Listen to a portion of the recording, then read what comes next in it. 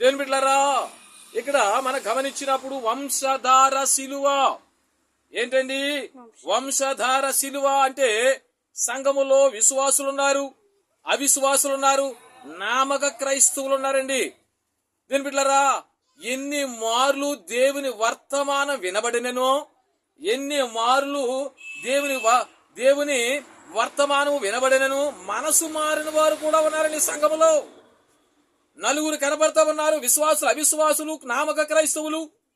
ఎన్ని మార్లు దేవుని వర్తమానం వినబడినను మనసు మారిన వారు ఉన్నారండి. అందుకే దైవజనులు అంటా ఉన్నారు, దేని బిడ్డలారా, ఇక్కడున్నా దేని బిడ్డలారా ఉన్నవారు ఎవరు? ఈ నిమిషము అందు నిలబడి నాకు తెలిసినంత వరకు మారు మనసు పొంది ఉన్నానని చెప్పగలిగిన వారే. ఏంటంట?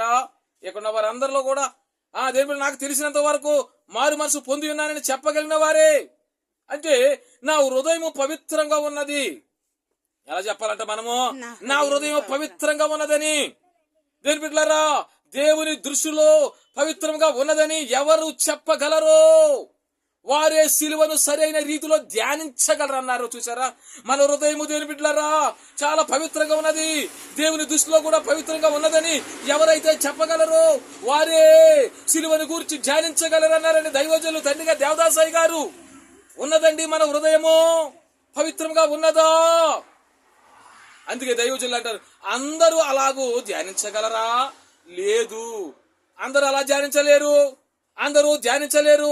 నామక క్రైస్తవులు, విశ్వాసులు, అవిశ్వాసులు అందరూ దేవునికి ఇష్టమైన రీతిగా, అంగీకారముగా ఉండే రీతిగా ధ్యానించలేరట. చూసారండి, దేని బిడ్డలారా గమనించండి. అందుకే నాకు తెలిసినంత వరకు ఏ కళంకము లేదు, అన్నిటినీ పరిహారము చేసుకున్నానని ఎవరు చెప్పగలరో వారే ధ్యానము చేయగలరు. చూసారండి, ఎవరైతే ఖచ్చితంగా నా హృదయము ఏ కళంకము లేదని చెప్పగలరో వారే ధ్యానము చేయగలరండి. సంఘమైనా, పాస్టర్ గారులైనా, సంఘమైనా అవ్వచ్చు, పాస్టర్ గారులైనా అవ్వచ్చు, ఎవరైనా అవ్వచ్చు. నేను పాస్టర్ గారిని కదా, నేను నా ఇష్టసరిగా నేను చెప్పేస్తాను, ఎలా చెప్పినా సంఘం వినేస్తుంది అనుకుని నీవు అనుకున్నా సరైన ధ్యాన పరుడు నువ్వు కాదు. అదే దైవజనులు అంటా ఉన్నారు, వాక్యమును బాగా పరిశీలన చేసేటప్పుడు పరీక్షించుకునేటప్పుడు మహా గొప్ప చిక్కు కనిపిస్తూ ఉన్నది. వాక్యం అంటే మాటలు కాదండి, చాలా జాగ్రత్తగా పరిశీలన చేయాలి. మనం ఏదైనా పని అయితే చేసేస్తాము, వాక్యం అలాంటిది కాదు.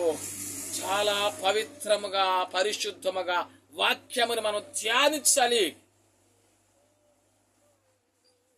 అదేదనగా చూస్తేనే, తలస్తేనే, అనుకుంటేనే, చేస్తేనే పాపము.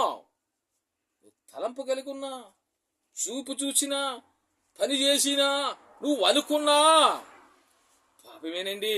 ఇన్ని నీలో పెట్టుకుని వాక్యం ఎలా బోధించేస్తున్నాం, అన్ని మనలో పెట్టుకుని వాక్యం ఎలా వింటున్నామో, సంఘమైనా, దైవజనులైనా, ఎవరైనానో. అందుకే దైవజనులు అంటా ఉన్నారు, దేని బిడ్డలారా, అందరూ ధ్యానించలేరు సిలువను. దేవుని ప్రకారంగా నడిచిన వారే ధ్యానించగలరు. ఇది వంశధార శిలువ. దేవుని మహిమ కలుగును గాక. మరణాత